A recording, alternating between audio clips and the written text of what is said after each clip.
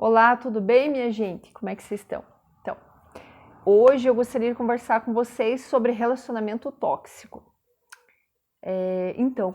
Quando a maioria das pessoas falam sobre relacionamento tóxico, eu estou preocupada porque as pessoas elas estão colocando isso de uma maneira muito vitimista. Por quê?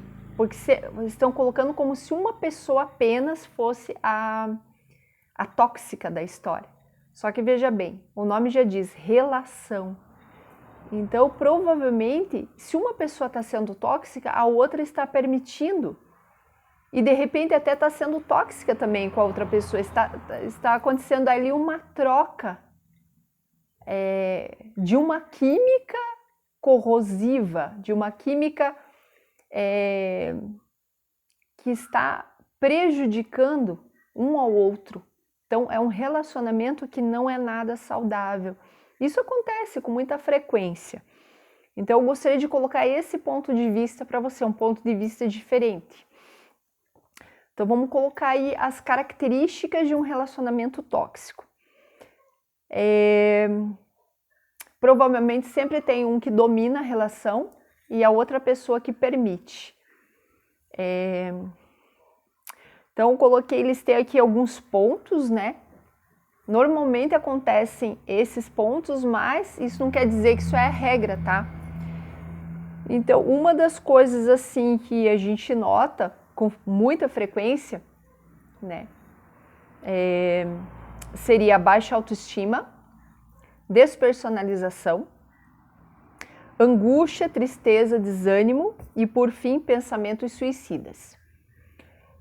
No entanto, quando eu falo de baixa autoestima, provavelmente a baixa autoestima ela veio antes já, antes do início do relacionamento. A baixa autoestima, até eu estava refletindo esses dias, é uma característica, né, é uma dificuldade já desenvolvida, eu acredito que lá na estrutura da personalidade da pessoa. Então é algo que urgentemente precisa ser trabalhado. Como eu já mencionei antes, é uma das dificuldades que mais aparecem, né, no consultório e que precisa ser trabalhada. Uma das coisas mais importantes a serem trabalhadas, porque ela vai envolver muitas coisas, muitos campos da tua vida, né, vão ser prejudicados devido à tua baixa autoestima, né, uma autoestima desequilibrada, inadequada para você. Então vamos refletir lá no primeiro ponto, a despersonalização. Normalmente quando a gente conhece uma pessoa, quando você não está preparada, quando você está com a tua autoestima inadequada, o que vai acontecer? Junto com uma ansiedade, às vezes, né, de que a coisa dê tão certo, você acaba desenvolvendo logo de início, infelizmente, né, um medo de não ser aceito, né, uma perda de espontaneidade. E você começa, sem ao menos perceber, a renunciar a atividades rotineiras da tua vida. Você fazia várias coisas, você tinha a tua vida, mas de repente você começa a deixar de fazer as coisas que você gosta, né? Enfim. E aos pouquinhos você vai abandonando o seu universo particular para adentrar na rotina da outra pessoa, ou seja, no universo particular dela. E quando você menos perceber, você já está se tornando nociva, invasiva, e vai acabar invadindo o espaço da pessoa, né? Então ocorre ali muitas situações de ciúme, de controle, e o relacionamento já começa a ficar tóxico, né? Tanto para você, tanto quanto para outra pessoa. Então por isso que eu digo, não vamos colocar aqui a culpa no dominador, no que está dominando a relação. A culpa é de ambos ou de ninguém, né? Porque às vezes esse tipo de coisa acontece de forma inconsciente. Às vezes a necessidade do outro de preencher um espaço, uma carência também, e da mesma forma a outra pessoa, enfim, é algo assim tão relativo, tão individual, que é muito complicado assim a gente exemplificar isso. Então é muito individualizado isso. Cada caso é um caso. Mas aqui a gente tenta, de uma maneira generalista, tentar pontuar para que as pessoas despertem nesse sentido para procurar auxílio terapêutico, ajuda profissional. Então, como eu mencionei, a pessoa às vezes ela já está com a baixa autoestima, né? Que é o segundo item aqui. Então, aquele sentimento de menos-valia, aquela coisa de você mendigar afeto, e você começa a se tornar dependente emocionalmente daquela pessoa. E o problema é o seguinte, como você já iniciou esse processo de abandono do seu universo particular e já está invadindo o espaço do outro, o universo do outro, você já não consegue retornar, não consegue fazer esse caminho de volta, né, para si mesmo, para as suas coisas. Então, uma relação saudável, até depois eu vou falar só do relacionamento saudável, mas assim, nós precisamos manter intacto o nosso universo particular. Tem gente que às vezes nem tem universo particular, ela vai pulando de relacionamento em relacionamento sem construir o seu, ela sempre vai acontecendo umas sucessões de relacionamentos que tendo por base uma dependência emocional, né? Então isso é bem complicado. Só a terapia mesmo e muita força de vontade e muito apoio familiar, enfim, de amigos para a pessoa sair dessa situação. Então, devido à grande energia gasta para satisfazer as expectativas de outra pessoa, expectativas que muitas vezes a pessoa nem tem, né, em relação a outra, mas ela quer ser tão perfeita para conquistar a outra e ela quer fazer coisas tão... querendo fazer coisas para impressionar a outra pessoa, né? Às vezes a pessoa ela só quer viver normalmente, né? Algo corriqueiro, né? Uma relação saudável, tranquila, estável, mas essa pessoa ela tem necessidade de sempre dar aquele algo mais e aquele algo mais e então ela vai gastando uma energia desnecessária para tentar favorecer as expectativas que às vezes a pessoa nem criou, mas que ela fantasiou, que ela pode ter com relação a ela mesma. Daí o que acontece?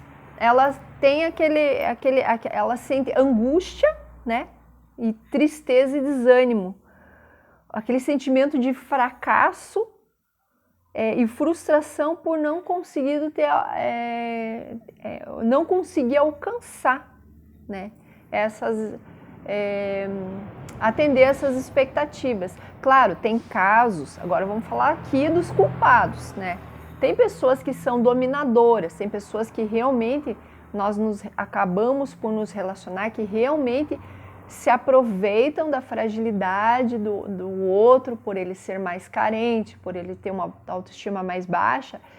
E a pessoa, às vezes, de uma forma dominadora, mas assim com más intenções, ela acaba contribuindo para que essa pessoa ela passe por um processo de autodestruição, né? Claro, é isso que eu estou dizendo, às vezes acontece, né, de ter esse domínio, mas não porque a pessoa é má, mas tem também as pessoas que realmente se aproveitam disso de forma consciente, tá? Então, por isso que eu falo. Então, é muito complicado a gente nomear aqui, generalizar isso, porque são casos e casos, né? Então, cada caso ele deve ser avaliado com muito carinho, com muita atenção. E por fim, né, Eu acredito que até essa última situação mencionada, quando, por exemplo, a pessoa tem más intenções de forma consciente, eu acredito que é nesse tipo de exemplo que chega nesse último item, né, que eu mencionei, que são os pensamentos suicidas. Então, quando a pessoa ela simplesmente abandona a outra, e porque ela não suporta mais, né, o controle da outra, e por conta da despersonalização que deu início lá que deu início lá de antemão ali no primeiro item, a despersonalização. Então, a consequência final é geralmente pensamentos suicidas mesmo, que tem tudo a ver com o sentido de existir, né? Então, a despersonalização, você vai perdendo a sua identidade por conta de outra pessoa.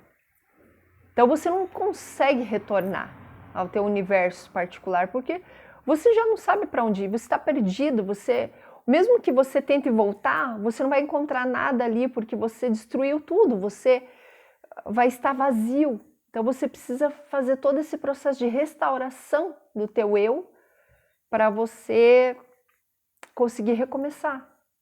Às vezes do zero, infelizmente, né? Então vamos falar agora um pouquinho de relacionamento saudável.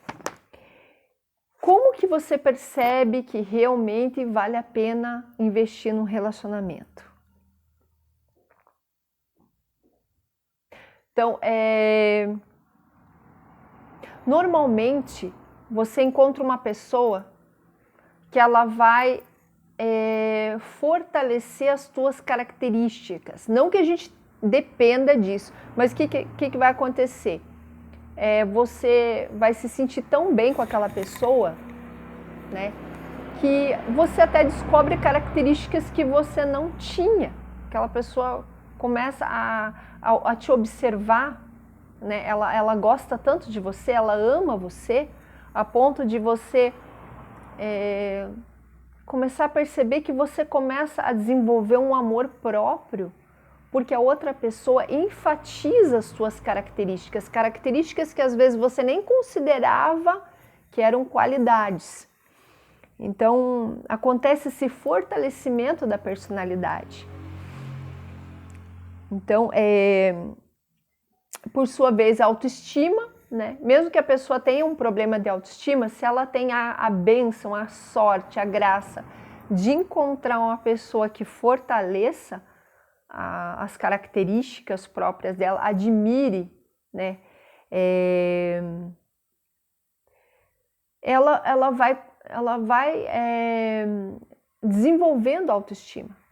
Tem relacionamentos que são tão saudáveis que mesmo que a pessoa tenha problemas psicológicos, o fato de conviver com aquela pessoa boa, aquela pessoa muito bem intencionada, o que vai acontecer? Vai acontecer até um processo de cura ali. Não que a gente tenha que sair por aí atrás de uma pessoa que seja, que cure todas as nossas feridas. Nós precisamos ser responsáveis e ter esse autocuidado, né, em buscar ajuda profissional, né? Claro, ter o apoio da família, mas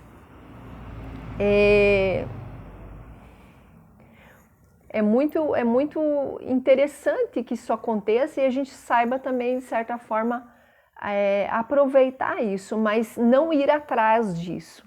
Se por uma graça divina você encontrou alguém que realmente faz bem para você e está te ajudando a se fortalecer emocionalmente, ótimo, né? Então, é uma característica, uma das mais importantes, inclusive, de que realmente esse relacionamento ele vai trazer bons frutos para a tua vida, tanto para você quanto da outra pessoa. Então, vai de você também ser grato e procurar fazer o bem para essa pessoa também, da mesma forma, numa troca desinteressada, você procurar fazer o bem, procurar sempre estar disponível para essa pessoa, sim, desde que você não abandone o seu universo particular para estar na vida dessa pessoa, mas estar disponível no sentido solidário, né, vamos dizer assim. Então, saber identificar esse equilíbrio em você se doar, mas sem se anular pela pessoa. Então, o segredo é o equilíbrio, você ter esse discernimento de identificar isso. E você se sente independente emocionalmente. Você não precisa da pessoa para respirar, para estar feliz, para estar satisfeito com as coisas que acontecem. Você tem que também ter alegrias na tua vida que dependem das tuas próprias coisas que você realiza profissionalmente, né, na tua família, com os teus amigos. Então você não pode... eu tenho alegrias na minha vida só por causa de determinada pessoa, né, que eu me relaciono. Não. Eu tenho alegrias na minha vida por conquistas minhas, por pessoas maravilhosas que eu tenho na minha vida, mas não de forma focada só em determinada pessoa.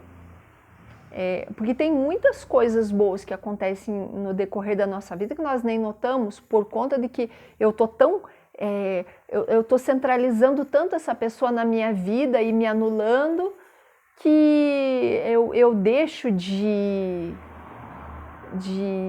perceber coisas boas que acontecem na minha vida.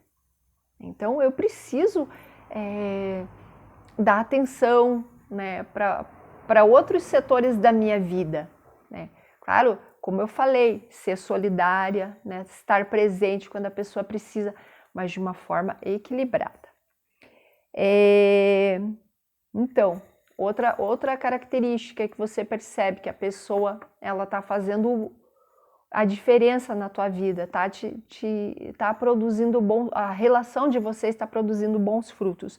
Você tem vontade de viver, você acorda de manhã, você tem vontade de fazer planos, você tem vontade de fazer as suas próprias coisas, a pessoa te apoia, você apoia a pessoa também a fazer as coisas dela, e vocês somam juntos, sabe? Vocês crescem juntos, vocês evoluem psicologicamente juntos, espiritualmente, enfim. Cuidam um do outro sem um invadir a vida do outro.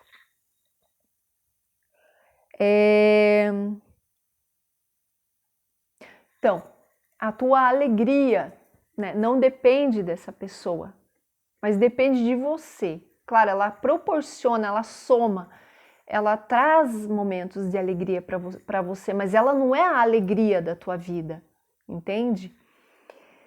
E uma das questões, assim, para identificar bem isso, relacionamento, gente, ele sempre traz sofrimento às vezes, sabe por quê? Porque às vezes o sofrimento, como eu já mencionei nos vídeos anteriores, ele faz parte da nossa vida, né? E às vezes a gente sofre junto com a pessoa, às vezes a pessoa está doente, né? Às vezes a pessoa até falece, a gente perde a pessoa, né? Mas quando que você sofre em um relacionamento tóxico, é diferente porque o relacionamento com aquela pessoa está te fazendo mal, né? Você sofre por isso. Mas quando você sofre porque você sente falta dessa pessoa, sente saudade dessa pessoa, né? É uma saudade saudável, né? Você sofre, mas é uma saudade saudável. Até eu achei interessante, eu andei pesquisando um pouquinho sobre o que significa a palavra saudade. Eu achei muito interessante a tradução do inglês. Então, em inglês, na tradução clássica, significa the joy of the grief, né? The joy of a grief, que significa a alegria do sofrimento. Ou seja, é uma saudade gostosa, né? Você sente falta dessa pessoa, mas você sabe que ela está ali. Mesmo que ela tenha falecido, mesmo que ela tenha terminado o curso de vida dela aqui na Terra, mas você vai lembrar com alegria dos bons momentos que você viveu com essa pessoa. Então, de certa forma, ela está presente, né? Então, é a alegria do sofrimento, é você sentir falta, mas de algo alegre, de algo bom que você viveu com aquela pessoa.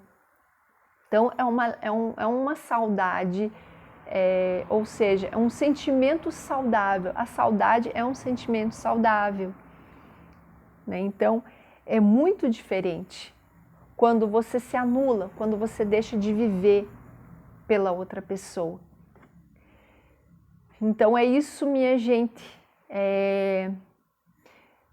Eu agradeço demais, né, vocês terem me acompanhado até agora.